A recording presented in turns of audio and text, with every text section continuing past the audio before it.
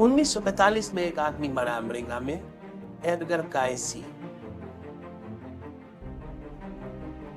40 साल पहले 1905 में वो बीमार पड़ा और बेहोश हो गया और 3 दिन कोमा में पड़ा। चिकित्सकों ने आशा छोड़ दी और चिकित्सकों ने कहा कि हमें इसे कोमा के बाहर, बेहोशी के बाहर लाने का कोई उपाय नहीं सोचता और बेहोशी इतनी गहन है कि अब ये शायद ही वापस लौट सके। तीसरे दिन सारी आशा छोड़ दी गई। सब दवाइयां, सब इलाज कर लिए गए, लेकिन होश का कोई लक्षण नहीं। तीसरे दिन शाम को चिकित्सकों ने कहा कि अब हम विदा होते हैं, क्योंकि अब हमारे बस के बाहर है। ये 4-6 घंटे में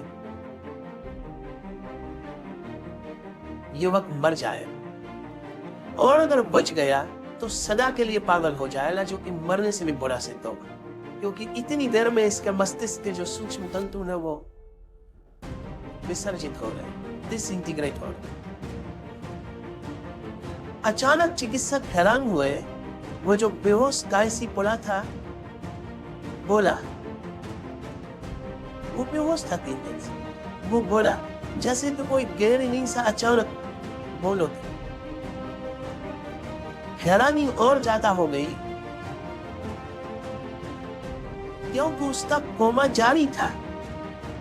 उसका शरीर अभी भी पूरी तरह कोमा में था। उसके हाथ में आप छुरी भी भोग दे तो पता नहीं चलती, लेकिन वाणी आ गई और कायसी ने कहा कि शीघ्रता करो, मैं एक वृक्ष से गिर पड़ा था और मेरी रीढ़ में पीछे चोट लग गई है और उसी चोट के कारण मैं बेहोश हूं, और अगर 6 घंटे मुझे ठीक नहीं किया गया तो बीमारी का जहर मेरे मस्तिष्क तक पहुंच जाएगा। फिर मेरा जिंदा बचने का कोई अर्थ नहीं। और इस नाम की जड़ी बूटियां ले आओ और उनको इस तरह से तैयार करके मुझे पिला दो, मैं 12 घंटे के भीतर ठीक हो जाऊंगा। और कायसी फिर बेहोश हो गए। जो नाम उसने लिए थे जड़ी बूटियों के, आशा भी नहीं हो सकती थी कि कायसी को उनका पता हो, क्योंकि वो चिकित्सा से उसका कभी कोई संबंध नहीं।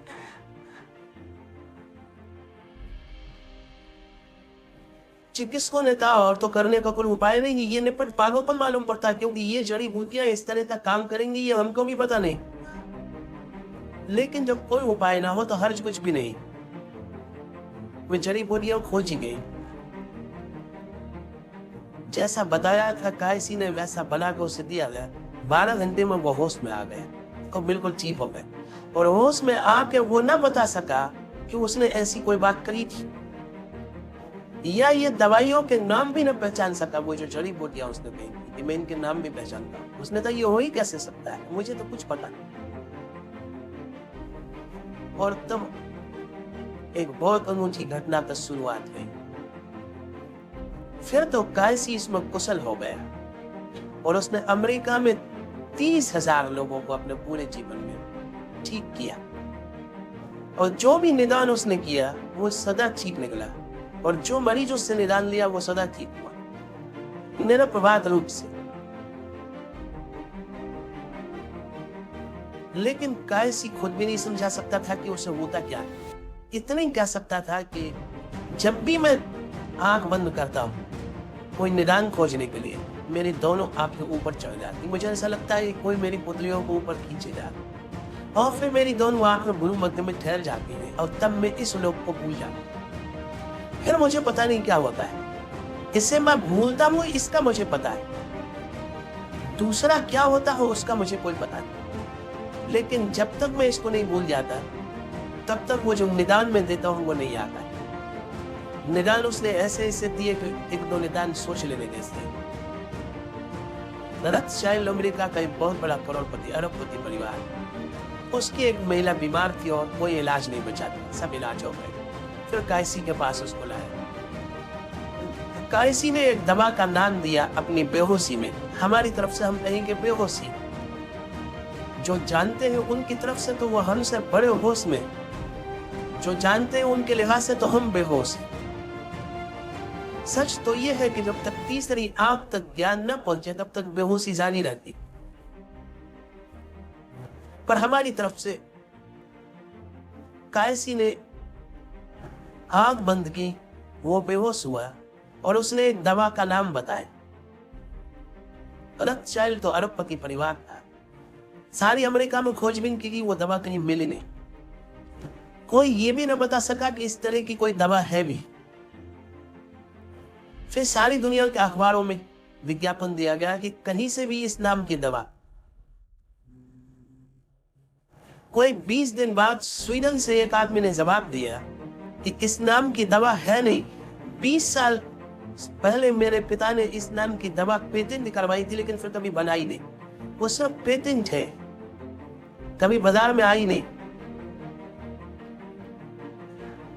दवा भी हमारे पास नहीं, पिता मर चुके हैं और वो कभी प्रयोग सफल हुआ नहीं। सिर्फ फार्मूला हमारे पास है, वो हम पहुंचा देते।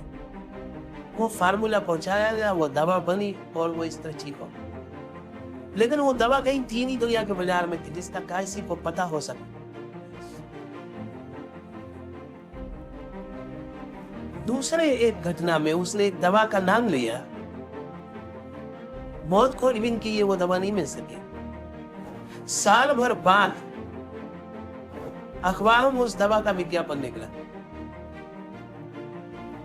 वो दवा उस वक्त बन रही थी किसी प्रयोगशाला में।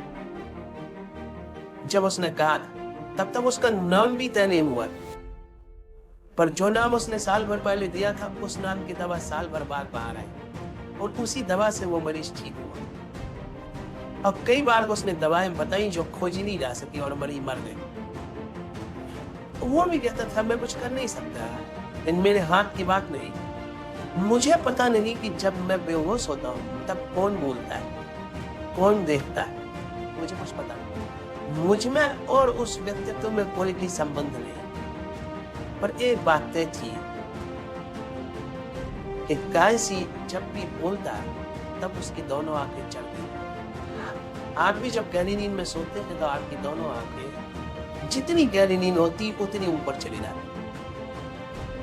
अब अभी तो बहुत से मनोवैज्ञानिक नींद पर बहुत से प्रयोग कर रहे हैं। तो आपकी आंख की पुतली कितने ऊपर गई है इससे तय किया जाता है कि आप कितनी गहरी नींद में। जितनी आंख की पुतली नीचे होती है उतनी गतिमान होती है, ज्यादा मूवमेंट होता है। और आंख की पुतली में जितनी गति होती है उतनी तेजी से आप सपना देख रहे होते हैं। यह सबसे हो चुका है वैज्ञानिक परीक्षणों से।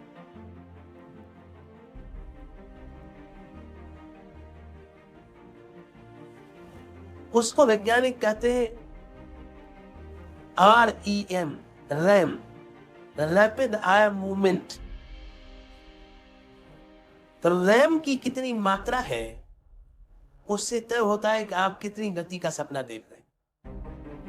और आंख की पुतली जितने नीचे होती है रैम की मात्रा उतनी ही ज्यादा होगी। जितनी ऊपर चढ़ने लगती है रैम, वो जो आंख की तीव्र गति है पुतलियों की वो कम होने लगती है। और जब बिल्कुल खिर हो जाती है आंख, वहां जाके जाड़ की दोनों आंखें मध्य में देखती है, ऐसी प्रतीत होती है। वहां जाके रैम बिल्कुल ही बंद हो जाती है, बिल्कुल पुतली में कोई तरह की गति नहीं रह जाती। वो जो अगति है पुतली की वही गहन से गहन निद्रा है। योग कहता है कि गहरी सुसुप्ति में हम वही पहुंच जाते हैं जहां समाधि में। फर्क इतना नहीं होता है कि सुसुप्ति में हमें पता नहीं होता, समाधि में हमें पता होता। गहरी सुसुप्ति में आंख जहां ठहरती है वहीं गहरी समाधि में भी ठहरती है। ये दोनों घटनाएं मैंने आपसे कही ये इंगित करने को कि आपकी दोनों आंखों के बीच में एक बिंदु है जहां से यह संसार नीचे छूट जाता है और दूसरा संसार शुरू।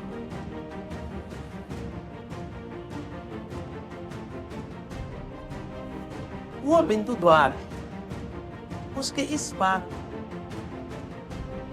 जिस जगह से हम परिचित हुआ, उसके उस पार एक अपरिचित और अलौकिक जगत है। इस अलौकिक जगत के प्रतीक की तरह सबसे पहले तिलक पहुंचा गया।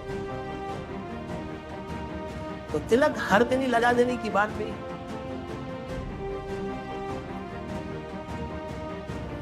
वो तो जो व्यक्ति हाथ रख के आपका बिंदु खोज सकता है वही आपको बता सकता है कि तिलक कहाँ लगा। हर दिन तिलक लगा लेने से कोई मतलब नहीं, कोई प्रयोजन नहीं। फिर प्रत्येक व्यक्ति का बिंदु भी एक ही जगह नहीं होता। ये जो दोनों आंखों के बीच तीसरी आंख है, ये प्रत्येक व्यक्ति की बिल्कुल एक जगह नहीं होती। अंदाजन दोनों आंखों के बीच में ऊपर होती है, पर फर्क होती। अगर किसी व्यक्ति ने पिछले जन्मों में बहुत साधना की है और समाधि के छोटे मोटे अनुभव पाए हैं, तो उसी हिसाब से वो बिंदु नीचे आता जाता। अगर इस तरह की कोई साधना नहीं की है तो वो बिंदु काफी ऊपर होता है। उस बिंदु की अनुभूति से यह भी जाना जा सकता है कि आपके पिछले जन्मों की साधना कुछ है समाधि की दिशा में। आपने तीसरी आंख से कभी दुनिया को देखा है? कभी भी आपके किसी जन्म में ऐसी कोई घटना घटी है? तो आपका वो बिंदु, उसका स्थान बताएगा कि ऐसी घटना घटी है नहीं घटी। अगर ऐसी घटना बहुत घटी तो वो बिंदु बहुत नीचे आ जाए। वो करीब करीब दोनों आंखों के समतुल भी आ जाता है, उससे नीचे नहीं आ सकता। और अगर बिल्कुल समतुल बिंदु हो, दोनों आंखों के बिल्कुल बीच में आ गया हो, तो जरा से इशारे से आप समाधि में प्रवेश कर सकते। इतने छोटे इशारे से कि जिसको हम कह सकते इशारा बिल्कुल असंगत। इसलिए बहुत दफे जब कुछ लोग बिल्कुल ही अकारण समाधि में प्रवेश कर जाते तो हमें लगता है बड़ी अजीब सी बात मालूम पड़ती, जैसे कि ज़ेन साधवी का जीवन में कथा। लौटती चीख कुएं से पानी भर के घड़ा गिर गया और घड़े के गिरने के साथ समाधि लग गई और पूर्ण ज्ञान उपलब्ध हुआ। कोई फिजूल की बात है? घड़े का गिरना या घड़े का पूजन या समाधि का लगना, कोई संगति नहीं। अल्लाह से जीवन में उल्लेख है कि वृक्ष के नीचे बैठा था, पतझड़ के दिन थे और वृक्ष से पत्ते नीचे गिरने लगे और लाओस से परम ज्ञान को उपलब्ध हो गया। अब वृक्ष से गिरते हुए पत्थर था, कोई भी तो संबंध नहीं, कोई भी संबंध नहीं। लेकिन ये घटना तब घट सकती है जबकि पिछले जन्मों में यात्रा इतनी हो चुकी हो कि वो तीसरा बिंदु दोनों आंखों के बिल्कुल बीच में आ गया हो। तब ये घटना घट सकती है क्योंकि शायद आखिरी तिनके की जरूरत है और तराजू बैठ जाए। आखिरी तिनका कोई भी चीज बन सकती है। तो पुराने दिनों में जब भी दीक्षा दी जाती है,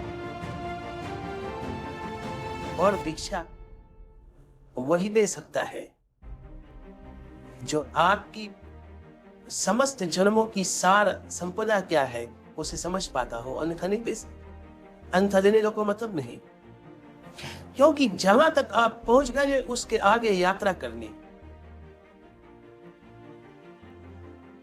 तो वो जो तिलक है अगर ठीक ठीक लगाया जाए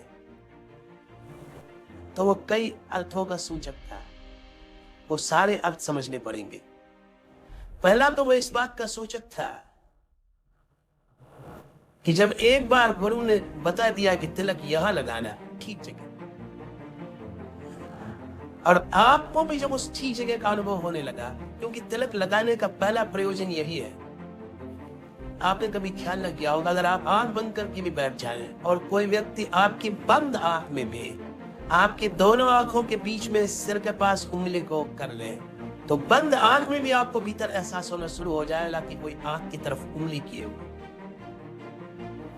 वो तीसरी आंख की प्रतीति है। तो अगर ठीक तीसरी आंख पर तिलक लगा दिया जाए और उसी मात्रा का, उतने ही अनुपात का तिलक लगा दिया जाए जितनी बड़ी तीसरे आंख की स्थिति है, तो आपको पूरे शरीर को छोड़कर उसी का स्मरण 24 घंटे रहने लगे। वो स्मरण पहला तो ये काम करेगा कि आपका शरीर बहुत कम होता जाए और तिलक बहुत बढ़ता जाए। एक क्षण ऐसा आ जाता है जबकि पूरे शरीर में सिर्फ तिलक ही स्मरण रह जाता है, बाकी सारा शरीर भूल जाता है। और जिस दिन ऐसा हो जाए उसी दिन आप उस आंख को खोलने में समर्थ हो सकते।